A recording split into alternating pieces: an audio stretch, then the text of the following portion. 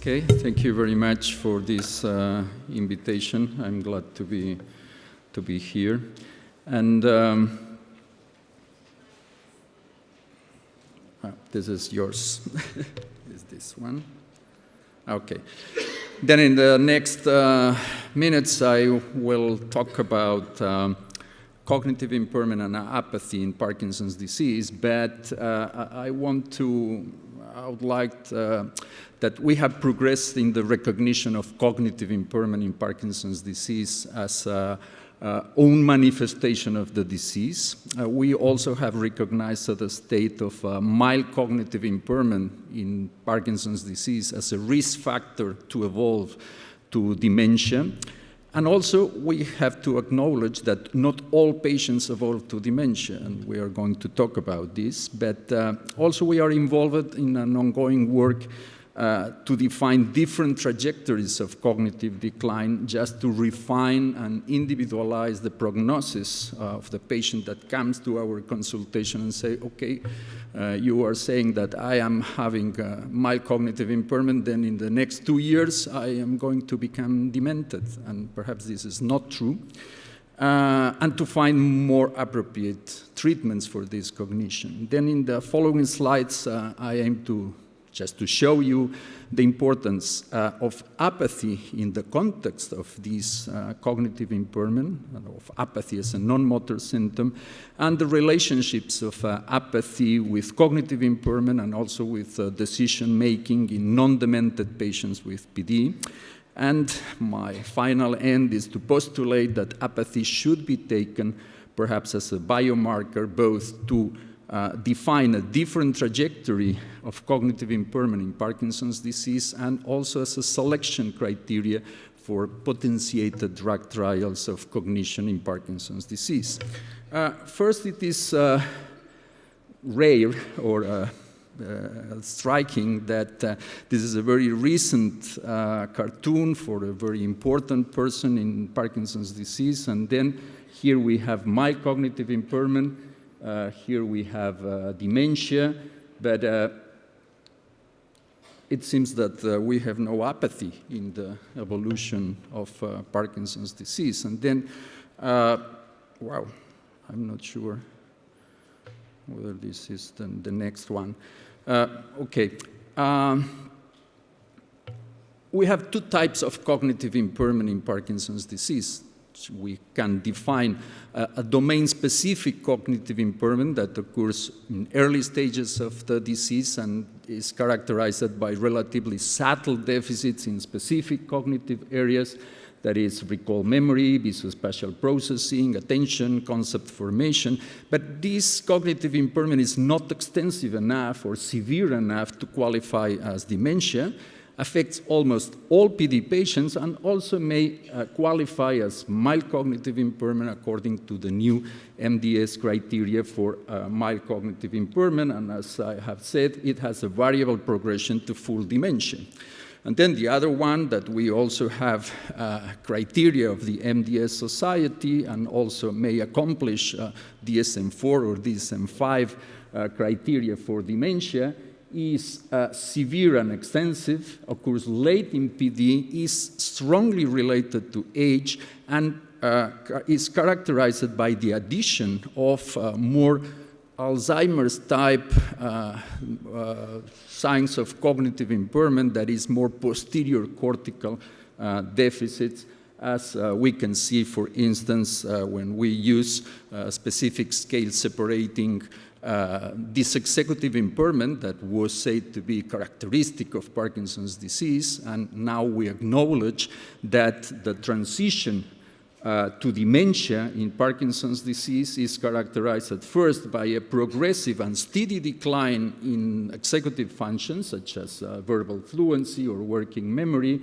but of an abrupt decline later in the evolution of more posterior cortical tasks, such as clock drawing or confrontation naming, that are more Alzheimer's disease type of cognitive impairment. And perhaps this is strongly linked to other additional neuronal loss and problems with neurotransmission in which cholinergic levels are very important and are these alterations in cholinergic innervation that nowadays we know that is typical from the early stages in Parkinson's disease in many patients is more related to the degree of cognitive impairment than to the years of evolution of the disease. That is, that not necessarily you will have this, but it is strongly related to the presence of cognitive impairment. And I don't know you to read all these busy slides, but in particular, from the neuroimaging point of view and also from an anatomical point of view, this extension of mild cognitive impairment to dementia is strongly linked to the alteration of temporoparietal regions in addition to frontal atrophy, and these that can be observed, for instance, in this very important study, could be followed by imaging and maybe also a biomarker in therapeutic studies of mild cognitive impairment for selecting samples with high risk of progression to dementia. That is, cognitive impairment may be characterized as the passage from a relatively subtle cognitive impairment with visual perceptual and attentional executive dysfunction to visual perceptual and attentional executive dementia, in which, for the first part of the slide, the contribution of dopaminergic deficits is very important, and for dementia, there is a crucial contribution of a non-dopaminergic system. This may have many legs, and we can more or less separate the contribution of dopamine that is partially responsible for the dysexecutive syndrome, noradrenaline that contribute to impaired mood and attention, serotonin to depressive mood, and acetylcholine explaining impairments in these more posterior cortical functions, but also, of course, the boundaries between these systems are not strictly defined. But what we have learned, and this is an important slide of an important study, is that besides age, that is the more important risk factor for the progression of cognitive impairment in Parkinson's disease, neuropsychological tasks that are of more posterior cortical basis, such as semantic fluency, inability to copy, explain the evolution to dementia, and patients with also predominant dysexecutive fluency, frontally based altered task, are not associated with dementia risk. That is, there may be different trajectories for this problem that we call mild cognitive impairment that affects almost 1 every 4 patients that come to our clinics. And the main risk factor, as you can see, is older age at assessment and older age at disease onset. But this is a classification according to the Peterson criteria, and nowadays we have other types of classification. Perhaps Maricruz is going to talk about this. I'm not going to define this, but importantly, it demands that besides cognitive impairment, subtle difficulties on complex functional tasks may be present.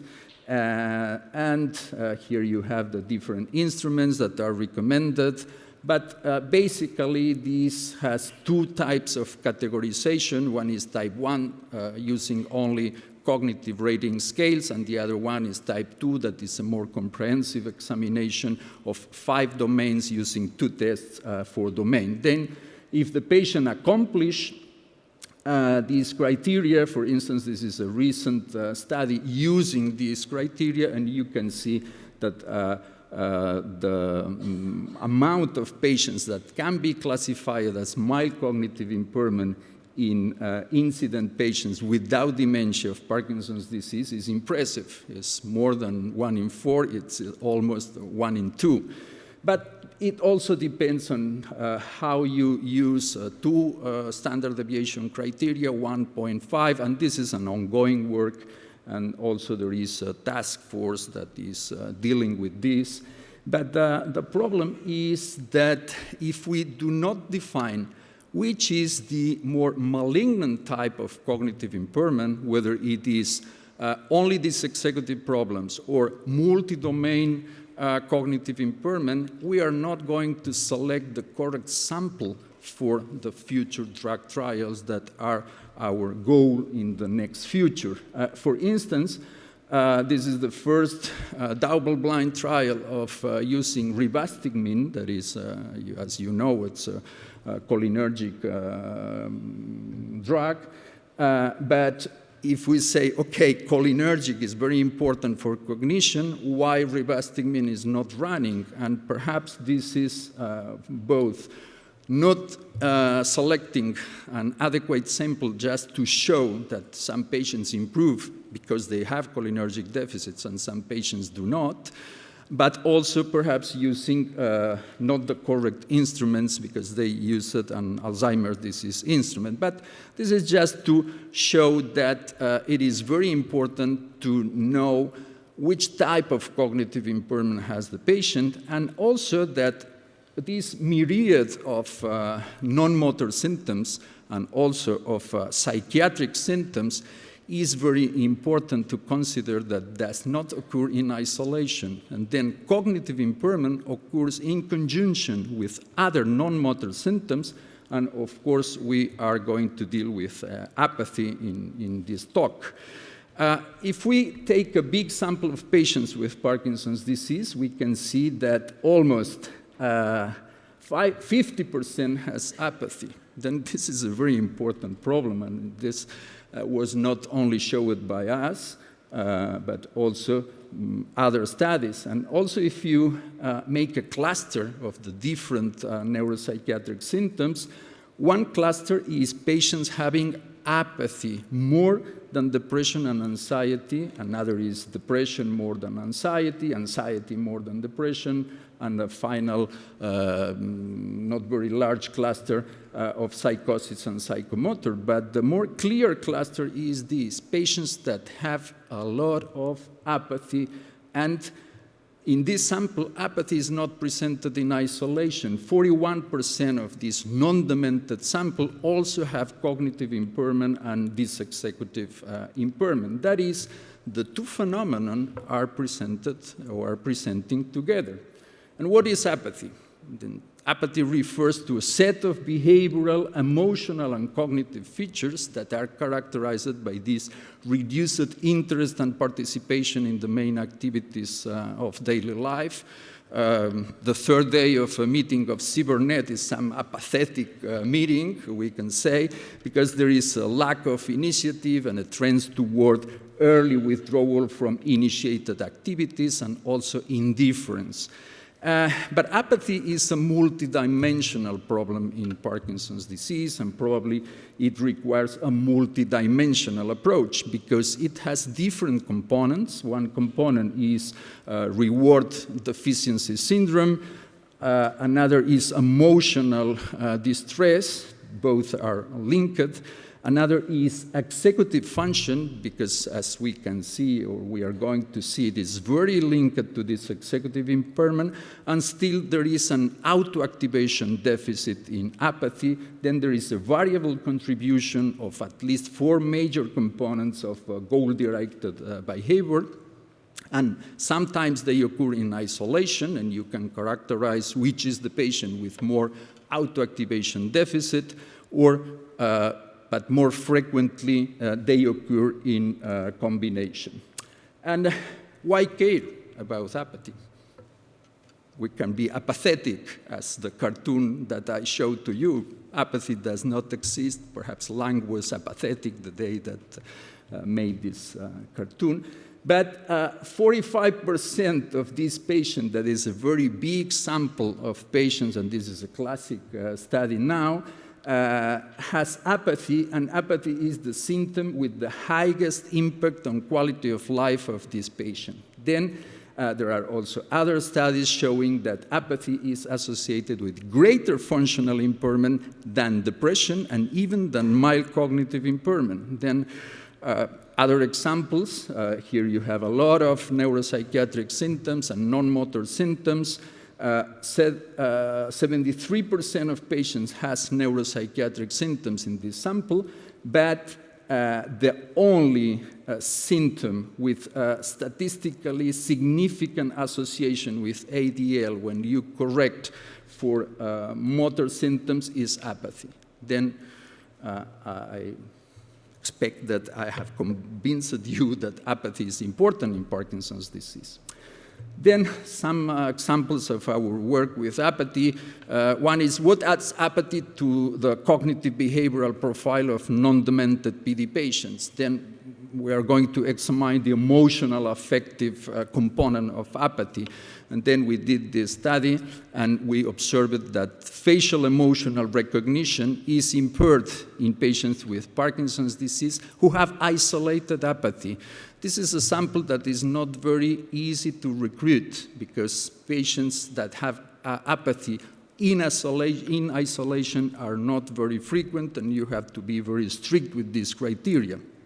And then this patient has no depression, has no cognitive impairment, but still they have a disruption of emotional affective processing that is highly selective because it affects some emotions and not other, and in this case, negative emotions such as fear, anger, and sadness. That is, you know that emotion recognition is heavily dependent on the amygdala and the anterior cingulate cortex, and then we can conclude that these patients may have failures in this emotional component, and these differentiate them from non-apathetic patients. Then what adds apathy to the reward deficiency syndrome? Is there a reward deficiency syndrome in Parkinson's disease? As you know, an important problem today is impulse control disorder in patients with Parkinson's disease that is associated to the use of dopamine agonists. And then we make this study of decision-making and cognitive impairment in Parkinson's disease. This was not focused on apathy, but interestingly, what we observed was that there was an impaired decision-making in treated non-demented PD patients that didn't have depression or ICD. But the more cognitively preserved patients, that is, all patients had no cognitive impairment, but there are subtle differences that still are significant in spite that they are not accomplishing dementia criteria of mild cognitive impairment. And there was a nice correlation with the Iowa gambling task with the MATIS, in the sense that the more cognitively preserved patients did worse on the Iowa gambling task. That is, here there is a relationship and a link between this and a paradox also. This paradox can be explained by the extra doses of dopamine that levodopa or other cognitive or other dopaminergic agents are causing in different areas of the basal ganglia. As you know, the dorsolateral prefrontal cortex is depleted from dopamine, but the frontal limbic or the orbitofrontal is not so. And then if the more cognitively impaired patients have more denervation of the limbic system, then they are not going to show this deleterious effect that patients that with more cognitively preserved function and supposedly less denervation are showing, and this happens also with cognitive function that we are not going to use. But it is important to take this into account because when we examine a different sample just focusing on apathy, and we can show that apathy is more than just executive dysfunction, and when using appropriate tools, apathy may differentiate patients with a subclinical pattern of cognitive impairment. And in this study, we showed that apathetic patients performed significantly worse in cognitive tests than non-apathetic patients, but still within normal ranges of the different scales, cognitive scales that we use it for these patients. And surprisingly, or not so surprisingly, apathetic patients that did worse on executive function performed significantly better and within normal ranges in reward-related tasks. That is, you have to interpret this in the context of the previous slide, in the sense that perhaps apathetic patients has a different pattern of dopaminergic denervation with more dopaminergic or more extensive denervation of the mesolimbic circuits that preserve these patients to the overdose effect that we observe in more dopaminergic preserved patients. How we can examine this phenomenon from other point of view? Then we did this study just using a Gehring gambling task, that is, you make bets, and we observe how you react to losses. And this is a Gehring gambling task, and you can use this feedback-related negativity that is larger after unfavorable outcomes. It do not measure favorable but unfavorable outcomes. And normally, when you win heavily or when you lose importantly, then the next trial you have a more conservative response. And here is the feedback-related negativity in all the sample, and this is the overall patient. This is win, and the red one is losses. And then we tested 20 apathetic patients, 20 non-apathetic, and 11 healthy controls. All were non-demented, non-depressed, and they are cognitively normal, within normal ranges, and there were no differences in any demographic variable, but only on apathy. And then we observed, this is the red one, is apathetic patients, and the other ones is control and non-apathetic patients. Then there is a significant difference, a significant diminution of the amplitude of the feedback-related negativity in response to these losses only in apathetic patients. And then if we enter and dissect this information, then the amplitude of this sample correlate or was found to be decreased in this new sample. And these findings strongly support the compromise of the mesocortical limbic dopaminergic pathway in the pathogenesis of apathy in PD. Here you have healthy controls, and this is the probability of making a risky choice in the next trial after you suffered a high lose or a high win. And then you observe that non-apathetic patients are risky-taking, and apathetic patients are very conservative. And okay, we can explain this, but still, these are just, I am going to the last slides. This is an ongoing study, and we say, okay, we have to observe, besides neurophysiological and cognitive evidence, some structural evidence of whether apathetic patients are different from non-apathetic, and still we took 20 patients, or 18 patients, non-apathetic, 18 apathetic, and we studied the volumetric differences in the gray matter, comparing these two samples of patients, and we say, okay, those regions that show significant differences will be defined as regions of interest and correlated with other clinical variables. And here you observe that, again, the samples only differ in apathy. And then we observed, this is in preparation, of course, a significant reduction of gray matter volume in a set of brain regions, the nucleus accumbens, inferior parietal lobe, left superior parietal gyrus, left inferior orbitofrontal cortex, insula, and right supplementary motor area. But interestingly, we observed significant correlations, and very strong one, between gray matter density in the nucleus accumbens, that is related with all these tasks, and cognitive performance as measured with the Mattis Dementia Rating Scale, for instance. And then, arriving to this point, I have to say to you that we are used to confound apathy with depression. Apathy is not depression. Apathy can be clearly separated from depression using the appropriate scales, but still there is a region of overlap that make the clinician not very prone to recognize apathy if we don't use correct scales. But it is important to recognize apathy because apathy and depression has different effects on cognitive performance.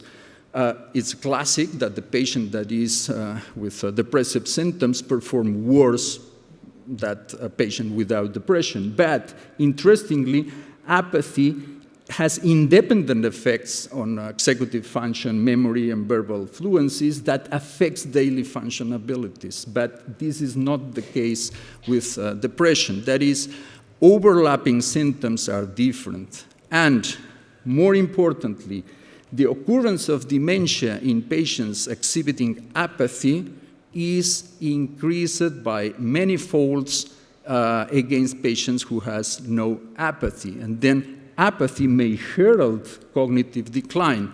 And of course, there are no pathological studies of apathetic patients in Parkinson's disease, and we don't know which is the place that differentiates these patients. But this is a very nice study for the group of Glenda Halliday, and then they observed that you need increased alpha-synuclein deposition and hippocampal dysfunction to become demented in a setting of more widespread degeneration of cortical dopaminergic and cholinergic pathways. And then the only big differences between demented and non-demented patients in this sample are an additional loss in the lateral part of A10 dopaminergic neurons, as well as cholinergic deficiency in the CH4 nucleus basalis neurons. And perhaps it is possible that the additional loss in this lateral part of A10 dopaminergic neurons, that we have some indirect evidence with the different paradigms that I have shown you, appears mandatory for the development of Parkinson's disease dementia and may also differentiate non-demented patients with and without apathy from the very beginning. Just to finalize, what about treatment? And there are very few formal approaches to treatment of apathy in Parkinson's disease. And as I've said to you, apathy is multidimensional, has many dimensions, and there are anecdotal reports of patients who improve with antidepressants, who improve with amphetamines, who improve with dopaminergic medication, but only 2 formal double-blind studies. First, we did this.